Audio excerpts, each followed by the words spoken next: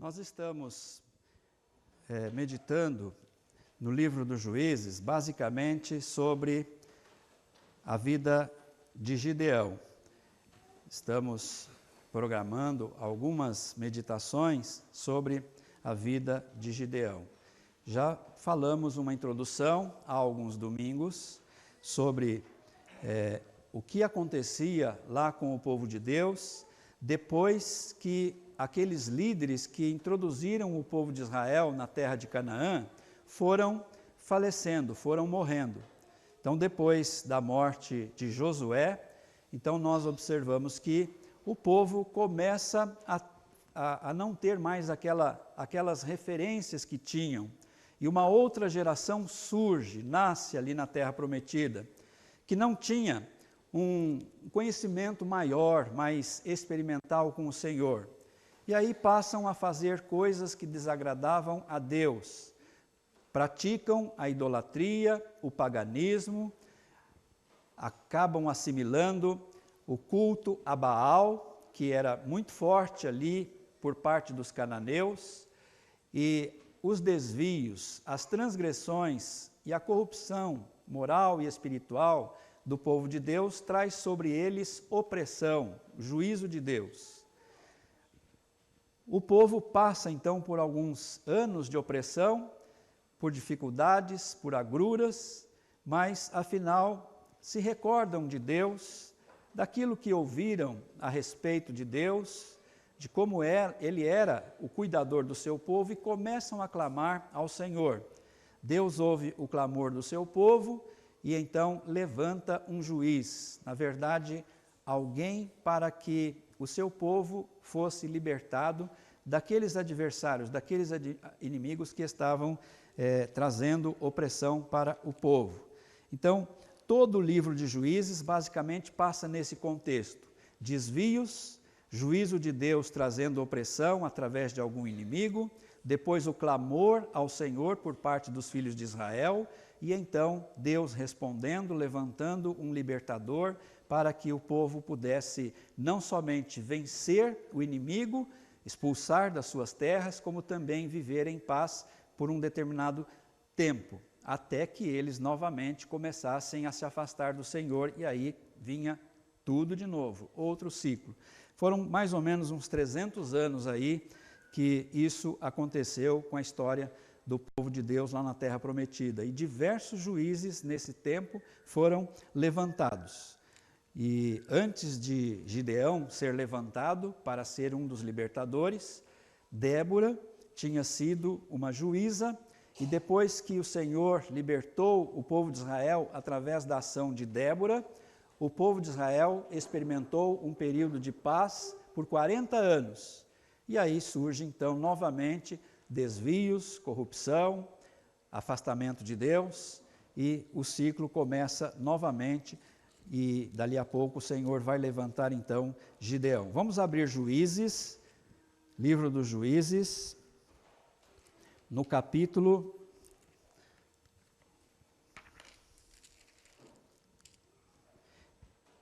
6. Na outra vez que nós meditamos, nós falamos do capítulo 2 e parte do capítulo 6, indo até o versículo, praticamente o versículo 10. Hoje nós vamos começar do versículo 11 em diante, do 11 ao 24.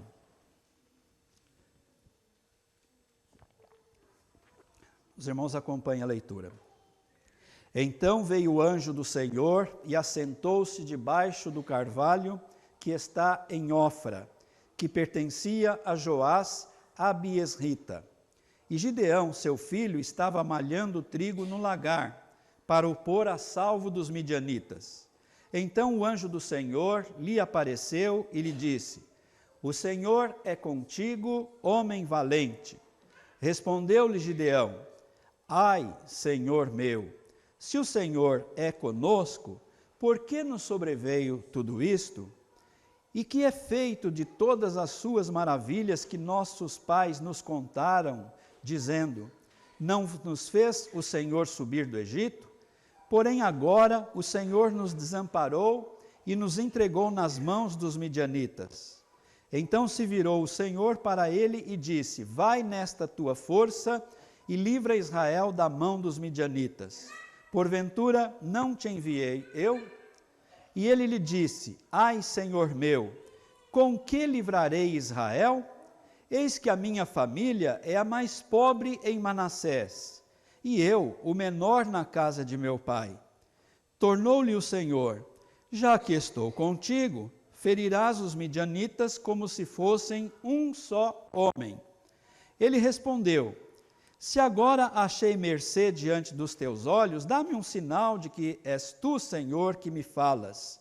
Rogo-te que daqui não te apartes até que eu volte, e traga a minha oferta, e a deponha perante ti. Respondeu ele: esperarei até que voltes. Entrou Gideão e preparou um cabrito e bolos asmos de 1 efa de farinha, a carne pôs num cesto e o caldo numa panela, e trouxe-lhe até debaixo do carvalho e lhe apresentou. Porém o anjo de Deus lhe disse: toma a carne e os bolos asmos, põe-nos sobre esta penha e derrama-lhes por cima o caldo. E assim o fez. Estendeu o anjo do Senhor a ponta do cajado que trazia na mão e tocou a carne e os bolos asmos. Então subiu fogo da penha e consumiu a carne e os bolos. E o anjo do Senhor desapareceu de sua presença. Viu Gideão que era o anjo do Senhor e disse: ai de mim, Senhor Deus, pois vi o anjo do Senhor face a face. Porém o Senhor lhe disse: paz seja contigo, não temas, não morrerás. Então Gideão edificou ali um altar ao Senhor e lhe chamou de: o Senhor é paz. Ainda até ao dia de hoje está o altar em Ofra, que pertence aos abiesritas. Senhor, abençoe essa porção da tua palavra, lida para a nossa meditação. Acrescente, ó Pai, a compreensão, o entendimento, através da iluminação do Teu Espírito Santo na nossa mente e no nosso coração. Pedimos isto em nome do Senhor Jesus. Amém. Então nós vimos aí no capítulo 6 que o contexto era justamente aquele: Israel fazendo o que era mal perante o Senhor entrega o seu povo na mão dos midianitas por 7 anos, então 7 anos de grandes agruras, de grandes infortúnios. Basicamente naqueles 7 anos, a cada sementeira, nós percebemos que vinham os midianitas com as suas tendas, com os seus camelos, com a sua gente, conforme está narrado aí no capítulo 6, uma grande multidão como gafanhotos. Eles possuíam muitos camelos que eram usados de uma forma muito poderosa para assolar os seus inimigos. Israel não os possuía, basicamente, e eles então entravam ali nos territórios do povo de Israel, saqueavam tudo o que podiam, destruíam tudo o que conseguiam e traziam fragilidade, pobreza e dificuldade então para o povo de Israel. Nos diz aí o começo do capítulo 6 que por conta disso Israel passou a ter que cavar buracos e cavernas nos montes, nas montanhas, não somente para esconder víveres, alimentos dos midianitas, mas também para sobreviverem, para se defenderem quando vinham em ataque sobre eles. E nós lemos aí no capítulo 6, ainda no seu começo, que eles procuravam levar não somente o que havia em termos de alimentos em Israel, ali das tribos de Israel, mas também não deixavam em Israel sustento algum, porque carregavam consigo as ovelhas, os bois e os jumentos. Então, na verdade, nós podemos perceber que aquela situação, ano após ano, se tornava cada vez mais trágica, de forma que então Israel ficou fragilizado, empobrecido e, de repente, o povo de Israel, alguns dos filhos de Israel, começam a clamar ao Senhor para que o Senhor pudesse intervir, para que o Senhor pudesse libertá-los daquela opressão que eles já não suportavam mais. E aqui no livro dos Juízes, nós vamos observar que o nosso Deus, Ele é um Deus amoroso e bondoso, porque levou o seu povo, os filhos de Israel, para a terra de Canaã. Ele é fiel porque cumpriu as suas promessas, mas ele também, ele é justiça. E ele havia dito para os seus filhos: quando vocês entrarem na terra prometida, se continuarem me servindo, me buscando, andando nas minhas leis, nos meus preceitos, vocês não terão falta de coisa alguma. Mas se vocês desviarem do meu caminho, não praticarem a minha lei, se vocês se afeiçoarem e praticarem o paganismo, a idolatria, cultuando e servindo e seguindo outros deuses, então a minha mão há de pesar sobre vocês, e a minha justiça, o meu juízo vai vir sobre vocês, até que vocês possam voltar novamente para a minha presença. Então o Senhor é amor, Ele é bondade, Ele é soberano, porque pode permitir que até mesmo seus filhos sofram contingências e circunstâncias adversas por conta do processo de disciplina que Ele quer aplicar para o bem do seu povo, para o bem dos seus filhos, para que se voltem novamente para Ele. E o Senhor, além de tudo, se mostra aqui no livro dos Juízes e todo este período como um Deus misericordioso, como um Deus paciente, como um Deus benigno, como um Deus que está atento à oração do seu povo, atento à oração dos seus filhos, e que é um Deus compassivo e perdoador. E na medida que o seu povo reconheça o seu pecado, a sua transgressão, e se volte para Ele, Ele perdoa e Ele traz a paz e Ele traz a libertação, como aconteceu aqui nesse período que nós estamos meditando. Hoje, então, nós queremos nos deter mais no chamamento de Gideão, no chamado de Gideão. Vamos, então, analisar Gideão, um servo chamado por Deus. Esse é o nosso assunto dominante, é nosso tema. Gideão, um servo chamado por Deus. Primeiramente, ele é um servo chamado para ser o libertador de Israel. O servo que Deus chamou para tirar os filhos de Israel daquela opressão dos midianitas nos seus dias, depois de 7 anos de sufoco, 7 anos de agruras. E nós percebemos aqui que o Senhor, Ele vai se manifestar a Gideão para chamá-lo como o libertador. Ele não manda um enviado. Quando o povo começa a clamar ao Senhor por libertação, por livramento, Deus envia um profeta. Mas o profeta se restringe a dizer: olha, isso é para vocês aprenderem, é por causa daquilo tudo que vocês fizeram, pela transgressão, pelo afastamento, pelos desvios, pela idolatria. Então é por isso, Deus está simplesmente cumprindo aquilo que Ele falou. Ele é fiel à sua palavra, Ele é fiel aos seus compromissos para com vocês, mas Ele também aguarda a fidelidade de vocês para com Ele. Essa foi a mensagem do profeta. Mas no versículo 11 começa então a manifestação do próprio Senhor a Gideão. Então veio o anjo do Senhor e assentou-se debaixo do carvalho que está em Ofra, que pertencia a Joás Abiezrita. E Gideão, seu filho, estava malhando o trigo no lagar para o pôr a salvo dos midianitas. O anjo do Senhor aqui, ele de fato aparece em alguns momentos, ele se manifesta em alguns momentos no Velho Testamento, e ele, na verdade, significa a presença do próprio Senhor, do próprio Deus, se manifestando diante do seu povo para comunicar alguma missão, alguma ação que ele pretende realizar na vida do seu povo.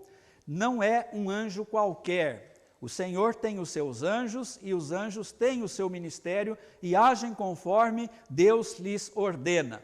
Mas quando aparece aqui no Velho Testamento a figura do anjo do Senhor, então é um anjo específico e ele é, na verdade, identificado aqui no texto como o próprio Deus.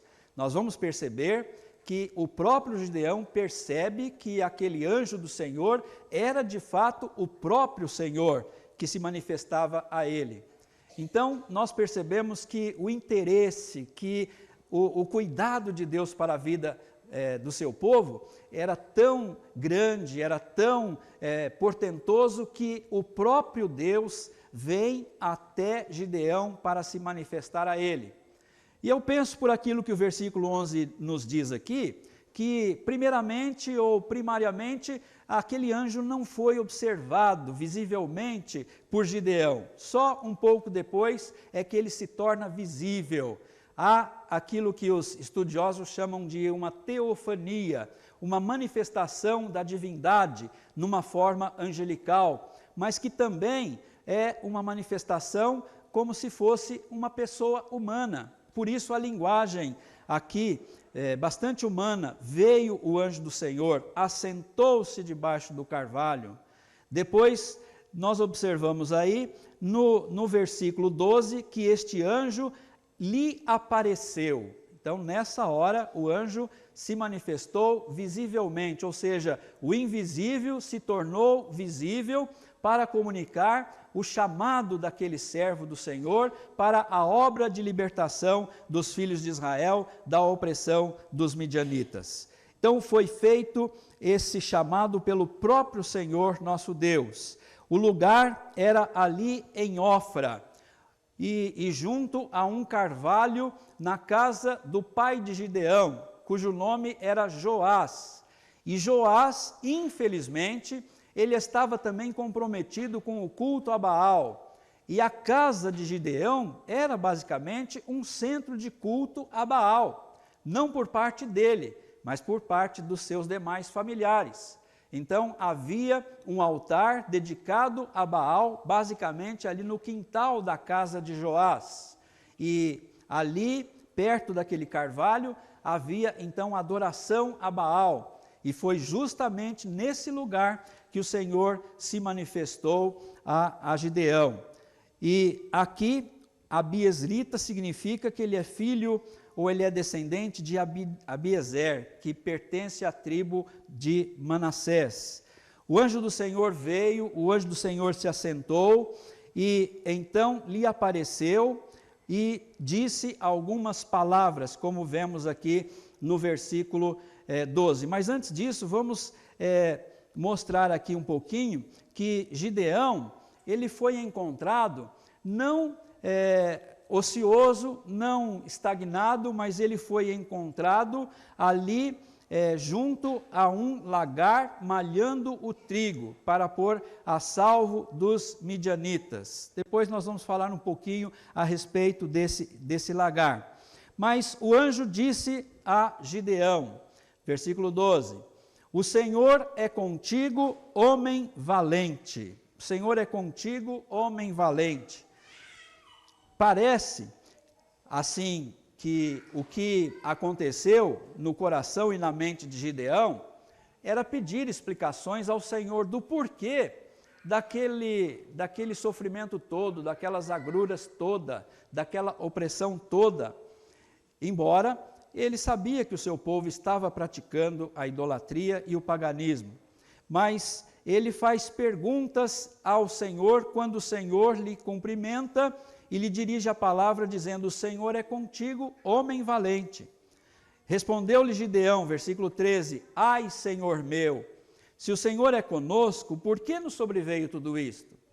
Quem de nós não faz perguntas a Deus quando algumas coisas nos sobrevêm e de repente nós não sabemos o porquê ou os porquês? Depois ele pergunta, o que é feito de todas as suas maravilhas que nossos pais nos contaram, dizendo, não nos fez o Senhor subir do Egito? Porém agora o Senhor nos desamparou e nos entregou nas mãos dos midianitas.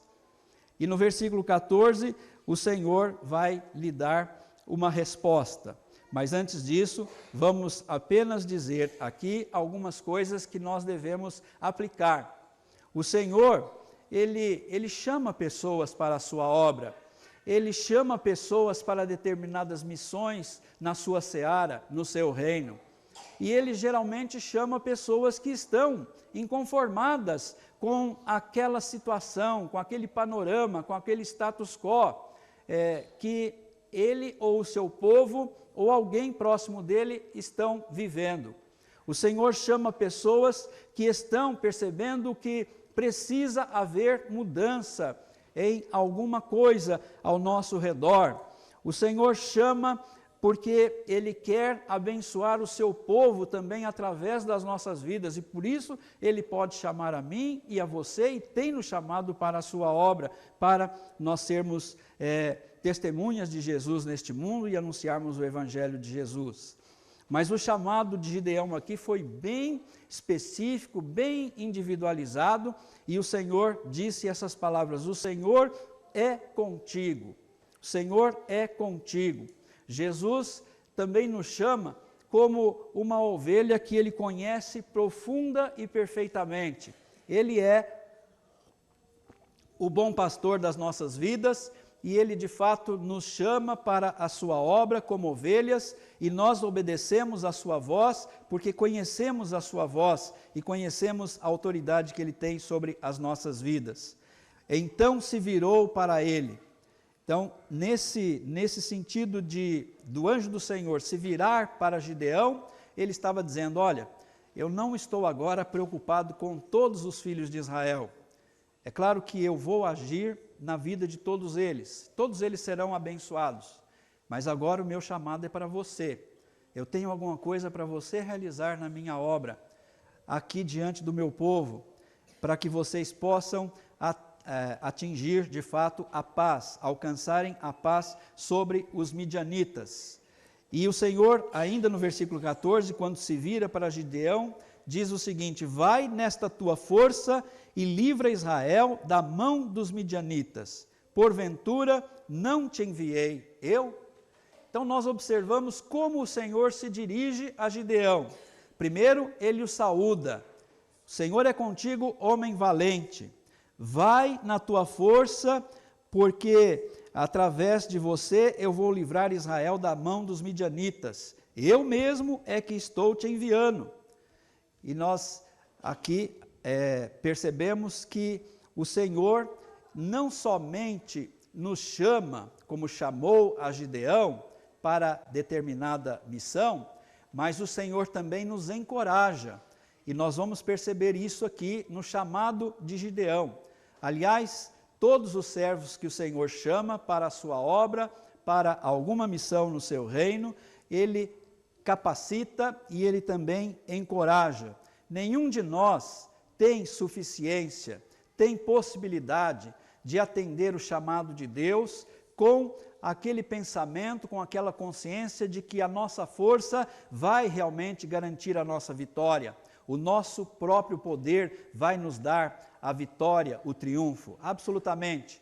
Pelo contrário, nós temos que nos sentir como Gideão sentiu, e tanto outros servos do Senhor também, reconhecendo a nossa pequenez, reconhecendo a nossa fragilidade, reconhecendo a nossa dependência do nosso Deus.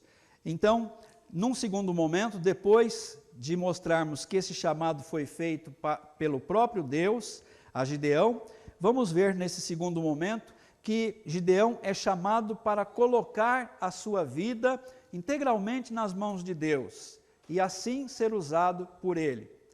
Deus não pode fazer muitas coisas por aquele que se coloca diante dele pela metade, mas aquele que se coloca integralmente nas mãos do Senhor pode ser usado por Ele para a sua própria glória, para a glória do Senhor. E o Senhor, Ele tem concedido a todos nós habilidades, capacitações, dons, para que nós possamos usá-los, desenvolvê-los na sua seara, na obra do Senhor. Nós observamos aqui no texto que o Senhor viu potencialidades na vida de Gideão que nem ele mesmo enxergava ou sabia que tinha, porque o Senhor queria de fato encorajá-lo para que desenvolvesse essas competências, desenvolvesse essas habilidades, essas qualidades que ele tinha e, de certa forma, ele não tinha consciência que tinha. Por isso nós vamos perceber que ele se mostra receoso, ele se mostra, de certa maneira, impotente para fazer aquilo que o Senhor está querendo dele. E isso nós vamos observar a partir do versículo 15. E ele lhe disse: ai, Senhor meu, com que livrarei Israel? Senhor, como é que pode ser isso? Logo eu que sou o menor da casa do meu pai, a minha família é a mais pobre em Manassés. Manassés era a menor tribo também de Israel, e ainda tinha o problema dela ser uma tribo dividida. Quando foi distribuída as terras entre as tribos, lá na entrada de Canaã, a tribo de Manassés, basicamente, ela foi dividida, ficando uma parte num lugar, outra parte no outro. Então, acabou sendo a tribo menor, e aqui Gideão fala: como é que eu posso fazer alguma coisa para o Senhor? Como é que eu posso libertar o povo de Israel dos midianitas? A minha tribo é a menor de Israel. A família do meu pai, a minha família, também é a mais pobre aqui entre o povo de Manassés, e eu sou o menor da casa de meu pai. E ele ainda teria dito, mais para frente, ou pensou, né, e basicamente demonstrou isso para o Senhor, que, de certa forma, a sua família, por ser pobre, dependia do seu esforço, dependia do seu trabalho. Por isso ele estava ali fazendo, de fato, o seu trabalho. Mas o que o texto nos mostra é que o Senhor o encoraja para que ele, de fato, faça aquilo para o qual o Senhor o estava chamando, o estava comissionando. Já que eu estou contigo, ferirás os midianitas como se fossem um só homem. Não fique preocupado com aquilo que você não tem, com aquilo que você não pode. Preocupe-se comigo. Comigo você é a maioria. Comigo você vai ferir os midianitas como se fossem um só homem. Quando a gente analisar a batalha, nós vamos perceber que de fato foi isso que Deus fez. Deus não precisava de Gideão, como não precisa de nenhum de nós, para fazer as coisas que ele deseja fazer. Não precisaria, mas ele prefere contar conosco, ele prefere usar as pessoas humanas na sua obra, no seu serviço, na sua seara. Deus simplesmente poderia colocar em retirada ali os midianitas dos territórios dos judeus. Entretanto, Deus chama homens, ainda que frágeis e se sentindo impotentes e incapazes, e os capacita e desenvolve neles as suas potencialidades e usa a fé que eles possuem no Senhor para que sejam usados com força e com o poder de Deus para as causas que o Senhor tem para eles resolver e atuar. Já que eu estou contigo, ferirás os midianitas como se fossem um só homem. Mas vamos pensar um pouquinho nas qualidades ou nas potencialidades que Deus vê em Gideão, que naturalmente precisavam ser desenvolvidas, porque nem ele mesmo percebia que as tinha. Primeira coisa que nós observamos aqui, que ele era trabalhador. Ele não era uma pessoa ociosa. Ele poderia estar pensando como tanto outros filhos de Israel. Bom, não adianta plantar, porque os midianitas vão vir e vão estragar a roça, vão estragar a plantação. Também não adianta colher o pouco que restar, porque se a gente estiver trabalhando com aquilo que colhemos, os midianitas vêm e levam tudo que a gente então está trabalhando. Não, ele não pensava dessa forma. Pelo contrário, ele estava malhando o trigo, que significa bater nas espigas do trigo, com algum instrumento pesado, contundente, para que os grãos possam cair e depois limpar as palhas e depois preparar o trigo. E o que ele estava fazendo aqui também de interessante? É que ele estava usando de precaução, ele estava sendo prudente, ele não estava malhando o trigo no lagar, mas ele estava malhando o trigo, ou seja, ele estava malhando o trigo no lagar, que não era basicamente onde se malhava o trigo. O trigo era malhado na eira, num espaço aberto, com ventilação, porque se debulhava o trigo, se jogava através de peneiras para o alto, o vento ajudava a espalhar as palhas, então geralmente era num ambiente aberto. E o ambiente aberto ficaria mais à mercê dos midianitas, que poderiam ali pegar e roubar o trigo que ele estava malhando. Mas ele estava malhando no lagar. O lagar era lugar onde se esmagavam as uvas para fazer o vinho. Geralmente, buracos que eram escavados nas rochas, mais escondidos, menos iluminados e mais longe também das pessoas. E por isso ele foi cauteloso, ele foi prudente e foi malhar o trigo no lagar, que era um trabalho mais pesado, mais difícil, porque separava as palhas basicamente com as mãos, não dava para se usar ali a peneira e nem ter a ajuda do vento, e ele então se mostra alguém trabalhador, não ocioso, se mostra como alguém precavido, porque estava malhando no lagar o trigo, mesmo que fosse mais difícil e cansasse mais, mas para justamente ficar mais escondido dos midianitas e pôr aquele trigo a salvo dos invasores, dos agressores. Também ele era valente. Aparentemente a gente não percebe isso na vida de Gideão, mas o Senhor o saúda justamente desta maneira. Vai nessa tua força, eu sou contigo, homem valente.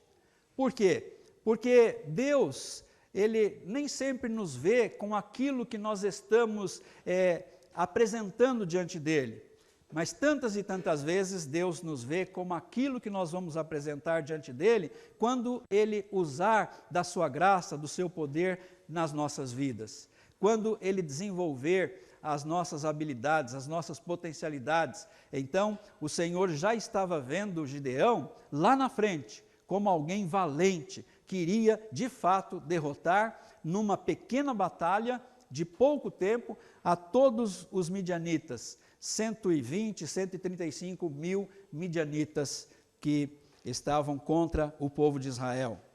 Ele era também forte, embora falasse ou sentisse diante do Senhor uma certa fragilidade, ele mostra que era forte, porque estava malhando o trigo justamente naquele lugar que era mais difícil, que era mais pesado, que era mais custoso, que era mais cansativo. Então, era uma pessoa forte, por isso o Senhor fala, vai nessa tua força. Eu estou vendo que você tem força, você tem disposição para o trabalho, e eu quero você para libertar o meu povo dos midianitas. Como se Deus falasse, eu posso fazer sem você, mas eu conto com você, eu lhe concedo o meu poder, a minha graça para te usar. Também percebemos que ele era sincero e temente a Deus, porque quando ele está diante do anjo do Senhor, por 3 vezes, ele se dirige ao anjo usando o nome de Deus, usando o nome Senhor. Então ele estava de fato reconhecendo que era o próprio Senhor.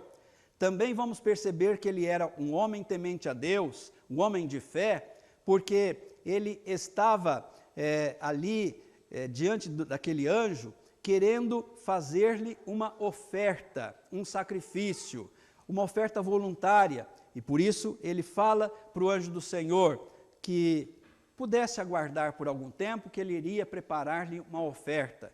E essa oferta, como diz aí no texto, era um cabrito e também alguns bolos de uma efa de farinha. Aquilo era basicamente 15 a 18 quilos de farinha. Para um povo que vivia na escassez, a oferta era generosa, de Gideão. Então, esse homem era um homem de fé, um homem temente a Deus, e era também um homem humilde. Ele quis mostrar para o Senhor que não procedia de fato de uma tribo mais conceituada, que a sua família era uma família humilde, que era uma família pobre, e que ele também não era a pessoa mais importante da sua casa. Isso revela também humildade na vida de Gideão. Então, todas essas características o Senhor usa para fazer com que ele seja o libertador de Israel. Trabalhador, prudente, valente, forte, humilde, sincero e temente a Deus.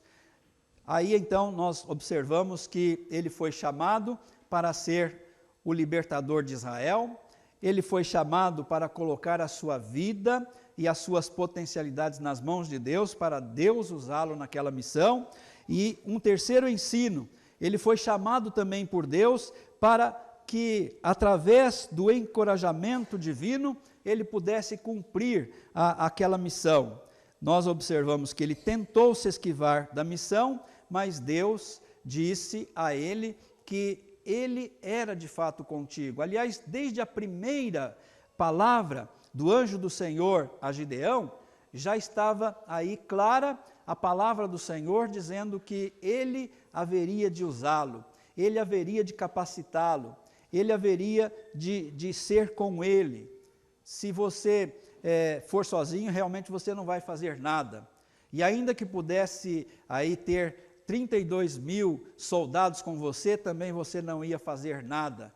Mas eu posso fazer muito com você e com um pouco só de soldados. Não precisa de 32 mil, nem de 20 mil, apenas 300 homens são suficientes, não precisa mais, para que vocês possam realmente perceber que é o meu poder que vai dar o livramento para vocês, porque eu ouvi a oração de vocês e vim para intervir nesse panorama que vocês estão passando.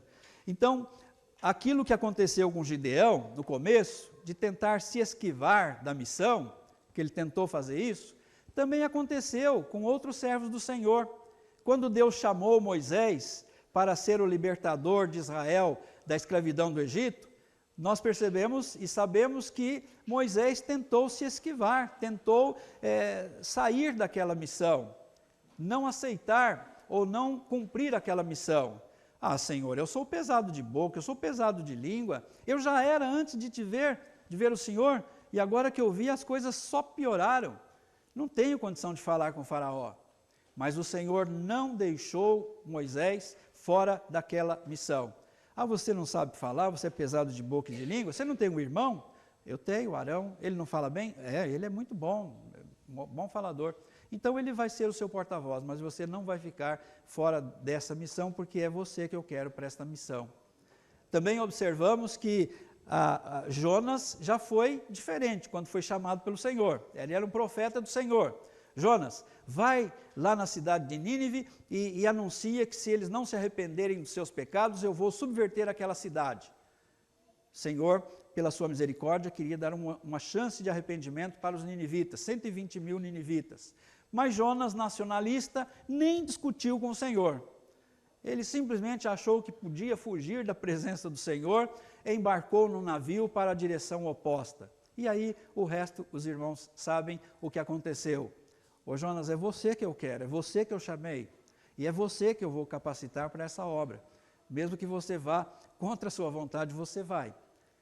E ele foi. E a mensagem de Jonas acabou trazendo a conversão dos ninivitas. E Deus não subverteu naquele momento ou naquela época aquela cidade.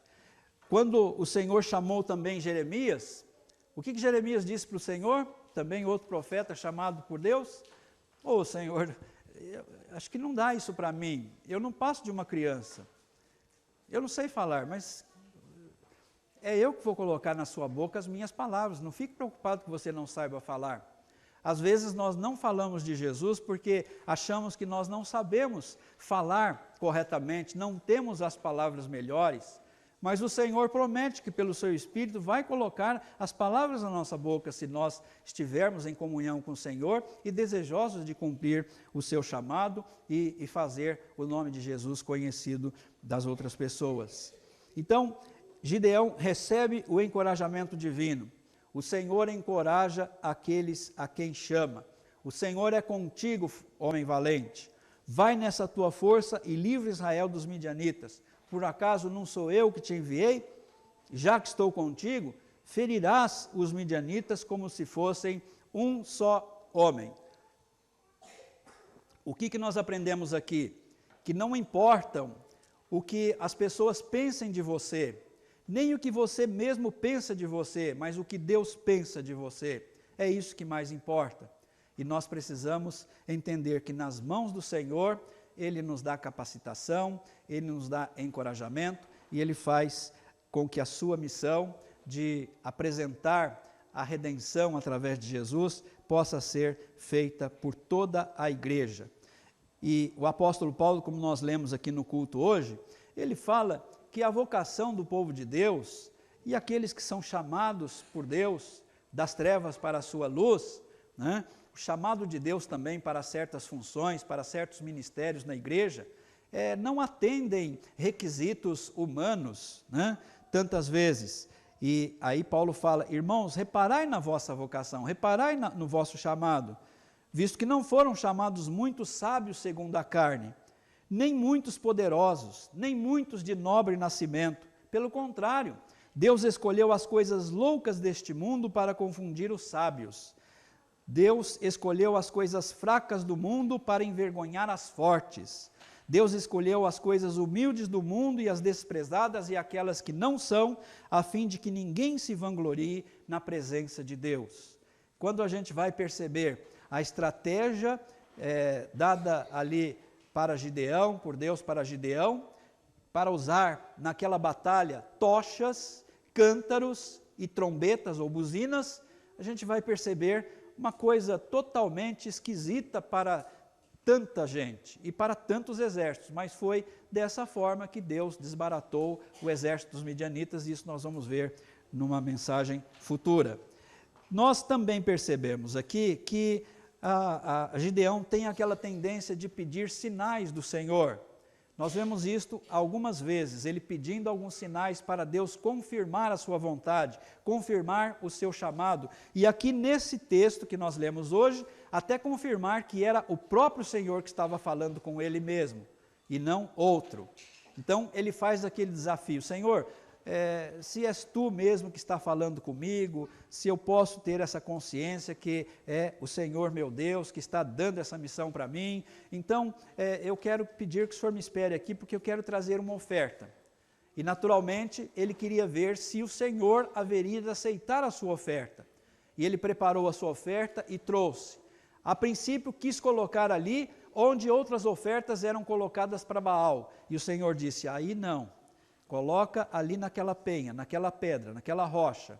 Ele preparou então aquele sacrifício, aquela oferta, aquele cabrito, aqueles bolos asmos, e então o anjo do Senhor tocou com a ponta do seu cajado.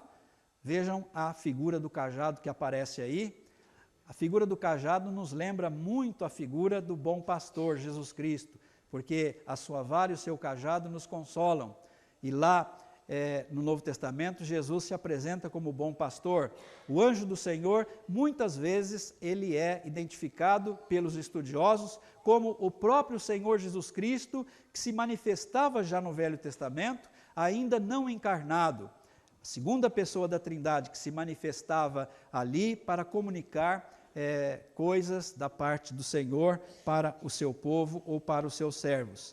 E aqui, então, nós observamos que o Senhor responde com fogo que não cai do céu, né? Nós observamos aí que Gideão não pede para o Senhor mandar fogo do céu, como aconteceu lá com Elias no Monte Carmelo, que o Senhor mandou o fogo do céu para consumir o holocausto.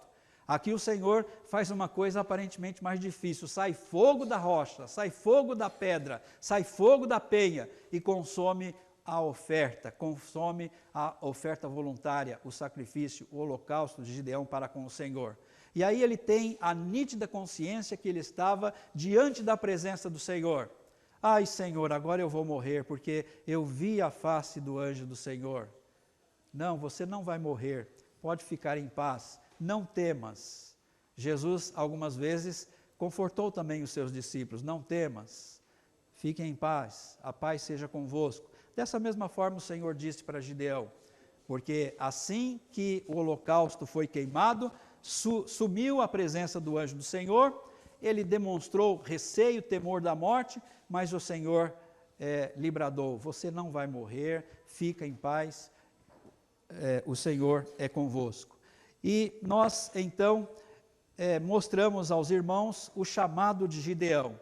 Ele foi chamado para ser o libertador de Israel, ele foi chamado para colocar a sua vida, as suas potencialidades nas mãos do Senhor, para Deus desenvolvê-las e usá-las para a sua própria glória, e também ele foi chamado para receber o encorajamento de Deus e cumprir aquela missão. E aí, de repente, a gente pode fazer aquela pergunta, mas o que tenho eu a ver com o chamado de Gideão? O que nós temos a ver com o chamado de Gideão é que todos nós, sem exceção, servos do Senhor, temos sido chamados por Deus para a sua obra, para trabalhar na sua seara.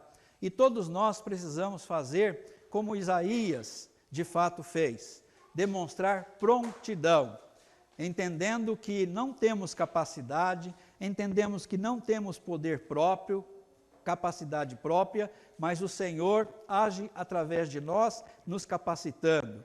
Aliás, Ele já nos tem dado a capacitação do Seu Espírito Santo. E através do Seu Espírito Santo, nós podemos ser testemunhas do Senhor em todos os lugares onde o Senhor nos colocar. Falando de Jesus, vivendo a vida de Jesus, vivendo os ensinamentos de Jesus. E o Senhor estará nos usando também nessa missão. E outras missões o Senhor poderá ter para um e outro também. E que nós entendamos sempre que o Senhor nos chamar para alguma missão na sua obra, que possamos dizer, eis-me aqui, envia-me a mim. Que Deus abençoe. Amém. Vamos convidar os irmãos presbíteros para vir à frente e passarmos para a celebração da ceia do Senhor.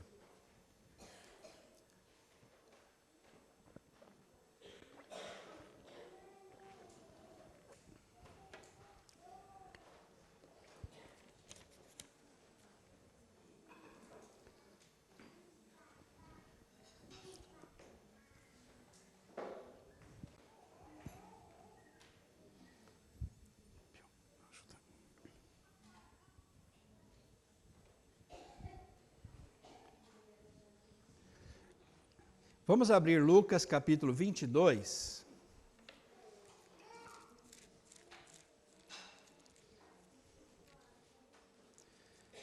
Lucas capítulo 22.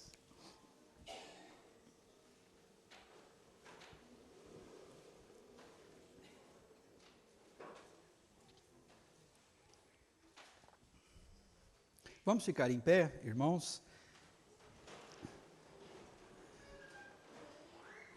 Vamos ler juntos versículo 18, ou melhor, versículo 19 e 20. 19 e 20 de Lucas capítulo 22. Todos juntos.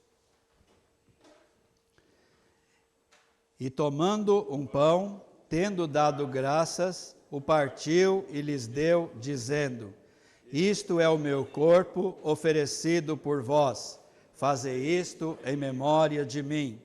Semelhantemente, depois de cear, tomou o cálice, dizendo, este é o cálice da nova aliança no meu sangue, derramado em favor de vós. Oremos. Senhor Deus, nós agradecemos, ó Pai, porque estamos te prestando este culto, temos te apresentado os nossos louvores, as nossas súplicas, temos também lido e meditado na tua palavra. Sabemos que o Senhor nos tem chamado para a sua obra e que nós possamos responder afirmativamente, ó Pai, procurando encontrar o nosso lugar na tua obra, na tua seara e fazer, ó Pai, com que as nossas vidas possam ser usadas pelo Senhor para divulgarmos a mensagem redentora da cruz de Cristo e do seu Evangelho. Nós agradecemos porque hoje nós estamos relembrando o sacrifício de Jesus pelos nossos pecados. O Senhor mesmo, naquela mesma noite em que foi traído e entregue às autoridades para ser sentenciado à morte de cruz, naquela mesma noite, reunido com os seus apóstolos, ele instituiu para a sua igreja a sua ceia e escolheu estes elementos que nós temos diante de nós, o pão e o vinho, o pão e o cálice, representando o seu corpo e o seu sangue, que foram dados por nós na cruz do Calvário. Obrigado, ó Pai, porque sem mérito algum fomos alcançados pela Tua graça, pelo Teu favor em Jesus. O Senhor precisou, por alguns momentos, virar o seu rosto da figura de Jesus, que sem aparência, sem formosura, sofria naquela cruz pelos nossos pecados, pelas transgressões do seu povo. E mais uma vez, o Senhor provou o seu amor para conosco, a sua graça, a sua misericórdia, a sua compaixão, não poupando o seu único filho, antes o entregando para que nossas vidas pudessem ser perdoadas, salvas, resgatadas, ó Pai, do cativeiro do pecado e transportadas para a luz do seu maravilhoso amor.